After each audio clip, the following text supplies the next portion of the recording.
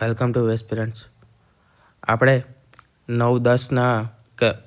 8 અને 9 તારીખના current affairs સાથે જોયા હતા. તે જ રીતે આજે આપણે 10 અને 11 ફેબ્રુઆરીના કરંટ અફેર્સ જોઈશું. રાષ્ટ્રીય સમાચારોમાં સૌપ્રથમ છે મહારાષ્ટ્ર સરકારે મૈત્રી 2.0 પોર્ટલ લોન્ચ કર્યું છે. આ જે મૈત્રી 2.0 પોર્ટલ છે તે મુખ્યત્વે રોકાણની પ્રક્રિયાને સરળ બનાવવા માટે ડિઝાઇન કરવામાં આવેલું છે. તેનું પૂરું નામ છે Maharashtra industry trade investment facilitation cell. એટલે કે જે પણ બિઝનેસીસ છે તેની પ્રક્રિયાઓ, તેના જે બી લાઇસન્સ લેવાના હોય કે જે પણ પેપર વર્ક હશે તેના કાર્યને ઓનલાઈન કરશે અને તે તમામ કાર્ય માટે એક વન પ્લેટફોર્મ પૂરું પાડશે. બરાબર. તો તેમાં શું છે, 119 જેટલી સેવાઓ એકીકૃત કરેલી છે અને 16 વિભાગોને એકીકૃત કરી દીધા છે. તો 119 સેવાઓ અને 16 વિભાગોને એકીકૃત કરીને આ પ્લેટફોર્મ પર લાવવામાં આવ્યા છે. આ બધી સેવાઓ અને આ વિભાગો સાથે રહેલા લાઇસન્સ કે પછી કોઈપણ પ્રકારની પ્રક્રિયા આ પ્લેટફોર્મના માધ્યમથી કરી શકશે. આ પ્લેટફોર્મ સરકાર ટુ વ્યવસાય એટલે કે G2B ગવર્મેન્ટ ટુ બિઝનેસ સેવાઓ માટે એક જ સ્થળ પૂરું પાડે છે. વ્યવસાયોને પ્રક્રિયા જે છે તે પારદર્શક થશે, તેનું રિયલ ટાઈમ મોનિટરિંગ થશે અને સમયસર મંજૂરી માટે સહાયતા રહેશે. હવે જોઈએ સ્ટેટિક પાર્ટ એનો. તો રાજધાની છે મુંબઈ મહારાષ્ટ્રની. હાલમાં ત્રીજી વખત મુખ્યમંત્રી બન્યા છે દેવેન્દ્ર ફડણવીસ. ઉપમુખ્યમંત્રી છે એકનાથ શિંદે અને અજીત પવાર. રાજ્યપાલ બન્યા છે CP રાધાકૃષ્ણન અને વિધાનસભાની કુલ બેઠકો છે 288. ગુજરાતમાં વિધાનસભાની આપણી કેટલી બેઠક છે તે કમેન્ટમાં જણાવજો. આગળ વાત કરીએ.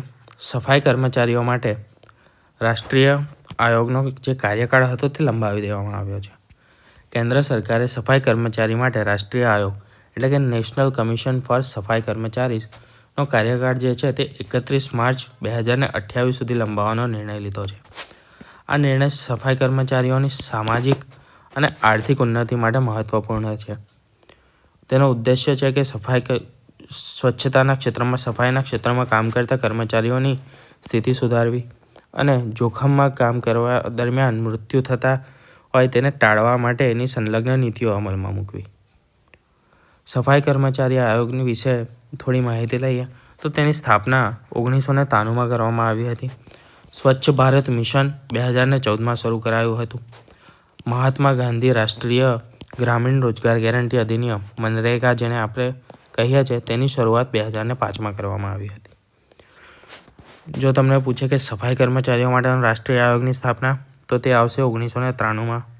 સ્વચ્છ ભારત મિશનની શરૂઆત થઈ હતી 2014માં અને મનરેગાની શરૂઆત 2005માં. 3 ફેક્ચ્યુઅલ ડેટા છે અને તેના વર્ષ યાદ રાખવાના છે. સચિન તેંડુલકરને colonel CK Naidu lifetime achievement એવોર્ડથી સન્માનિત. આ મારા ખ્યાલથી આપણે ગયા લેક્ચરમાં પણ કરી ગયા હતા, તો અત્યારે આપણે સ્કીપ કરીએ છીએ. વિજ્ઞાન અને ટેકનોલોજીમાં DRDOએ રક્ષા અને આરોગ્ય ક્ષેત્રે નવી ટેકનોલોજી વિકસાવી છે. DRDO એટલે કે defence research and development organisation medical અને ડિફેન્સ સાયન્સ ક્ષેત્રે નવી જીવાણુ પ્રતિકારક તકનીકી રજૂ કરી છે. આ ટેકનોલોજી જીવાણુ, જૈવિક હથિયારો અને રાસાયણિક હુમલાથી રક્ષણ માટે ઉપયોગ કરી શકાય છે. સંશોધનનો ઉદ્દેશ્ય છે કે ભારતની જે સંરક્ષણની તૈયારી છે અને આરોગ્ય સુવિધાઓ છે તેમાં સુધારો થાય. તેનું જોઈએ સ્ટેટિક પાર્ટ. DRDOની સ્થાપના થઈ હતી 1958માં. આપણે બહુ બધી વાર જોઈ ચૂક્યા છે. ISROની સ્થાપના 1969માં અને DRDO જે મંત્રાલય હેઠળ કામ કરે છે તેની સ્થાપના થઈ હતી 1947માં રક્ષા મંત્રાલય. આગળ વાત કરીએ. IIT બોમ્બેનો પ્રોજેક્ટ અભય ટ્રક ડ્રાઈવરો માટે આરોગ્યની સુરક્ષાનો પ્રોજેક્ટ છે તે લોન્ચ કરવામાં આવ્યો છે. IIT બોમ્બે પ્રોજેક્ટ અભય શરૂ કર્યો જે ટ્રક ડ્રાઈવરોને આરોગ્ય અને સલામતી સુધારવા માટે ડિઝાઇન કરવામાં આવ્યો છે. તેનો મુખ્ય હેતુ છે ટ્રક ડ્રાઈવરો માટે આરોગ્ય સુવિધાઓ, આરામની સુવિધાઓ અને સલામતીની ટેકનોલોજીઓ વિકસાવવી. નામ શું છે પ્રોજેક્ટનું? પ્રોજેક્ટ અભય. કોના માટે શરૂ કરવામાં આવ્યો છે? ટ્રક ડ્રાઈવરો માટે આરોગ્ય સુરક્ષા પૂરી પાડવા માટે. સ્ટેટિક પાર્ટ જોઈએ. IIT બોમ્બેની સ્થાપના થઈ હતી 1958માં. દેશમાં કુલ IIT 23 જેટલી છે. ગુજરાતમાં પણ એક IIT આવેલી છે, તે ક્યાં છે તે કમેન્ટમાં જણાવજો. રાષ્ટ્રીય ટ્રાન્સપોર્ટ પોલિસી 1980માં સૌપ્રથમ લાવવામાં આવી હતી. પછી જોઈએ બીમટેક બ્લોકચેન. બીમટેક એ બ્લોકચેન આધારિત બીમ કોઈન નામનું એક ચલણ રજૂ કર્યું છે, જે બ્લોકચેન આધારિત છે. Birla institute of management technology BIMTECH, જે ગ્રેટર નોઈડામાં આવેલ છે, તેને બીમકોઈન નામની એક બ્લોકચેન આધારિત ચલણ રજૂ કર્યું છે. પ્રોજેક્ટનો ઉદ્દેશ્ય છે બ્લોકચેન ટેકનોલોજી અને નાણાકીય વ્યવહારો માટે નવી શક્યતાઓ શોધવાનો. બ્લોકચેન ટેકનોલોજીનો સૌપ્રથમ ઉપયોગ 2008માં કરવામાં આવ્યો હતો અને તેનાથી બિટકોઇન વિકસાવવામાં આવ્યો હતો. બિટકોઇન વિશે બધાને ખબર જ હશે. SEBI, security exchange board of India, તેની સ્થાપના 1988માં કરવામાં આવી હતી. અહીંયા આ વસ્તુ એટલે મેન્શન કરી છે કે જે શેર માર્કેટ છે તેમજ આ જે પણ ડિજિટલ ચલણ છે એ બધાનું રેગ્યુલેશન સેબી કરતું હોય છે, security exchange board of India, અને તેની સ્થાપના 1988માં કરવામાં આવી હતી. હવે વાત કરીએ આંતરરાષ્ટ્રીય સમાચારોમાં. ફિક્કી અને એક્સપો સિટી દુબઈ વચ્ચે ભાગીદારી થઈ છે.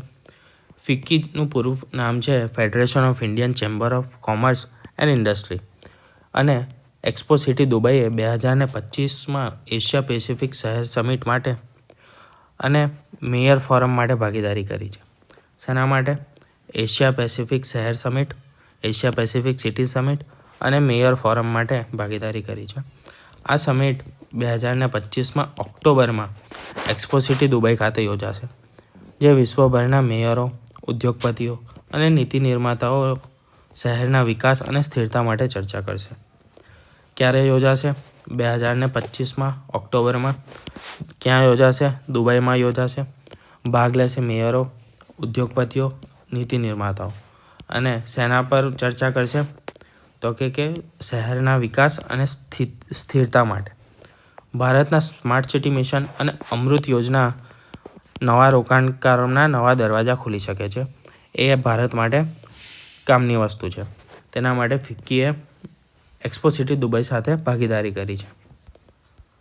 હવે તેનો થોડોક સ્ટેટિક પાર્ટ જોઈએ તો ફિક્કીની સ્થાપના થઈ હતી 1927માં. અંગ્રેજોના સમયમાં ફિક્કીની સ્થાપના થઈ ચૂકી હતી. એક્સપો સિટી દુબઈ એ UAEનો ભાગરૂપે 2020માં એક્સપો પછી વિકસાવવામાં આવ્યું છે. અમૃત યોજના શું છે? તો કે Atal mission for rejuvenation and urban transformation, જે 2015માં શરૂ કરવામાં આવી હતી.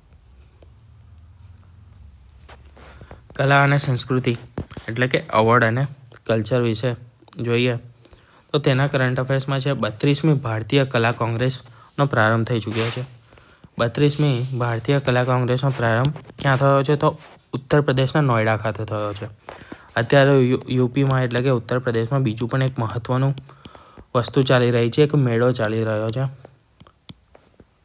તે કયો છે તે જણાવજો. કેન્દ્રીય સંસ્કૃતિ, અને એ મેળા વિશે જો તમને ડિટેલ જોઈતી હોય તો તેના ડિટેલમાં પણ આપણે એક વિડીયો બનાવી દઈશું. એના માટે પણ કમેન્ટ કરી શકો છો તમે, કેમ કે એ ઘણો ઇમ્પોર્ટન્ટ રહેશે. આ વખતે તેના પરથી પ્રશ્નો નીકળવાની શક્યતા છે. 32મી ભારતીય કલા કોંગ્રેસનો પ્રારંભ ક્યાં થયો છે? ઉત્તર પ્રદેશના નોઈડા ખાતે થયો છે. તે કોના અંતર્ગત છે? તો કે કેન્દ્રીય સંસ્કૃતિ અને પર્યટન વિભાગ અંતર્ગત છે. તેના મંત્રી ગજેન્દ્રસિંહ શેખાવત દ્વારા તેનું ઉદ્ઘાટન થયું હતું. અને તેની થીમ છે ભારતીય મહાકાવ્યોનો કલા અને સંસ્કૃતિમાં પ્રતિકાર. બરાબર, આ તેની થીમ છે, ભારતીય મહાકાવ્યોનો કલા અને સંસ્કૃતિમાં પ્રતિકાર, જે વિવિધ કલા સ્વરૂપો અને મહાકાવ્યોના દર્શન પર ધ્યાન કેન્દ્રિત કરે છે.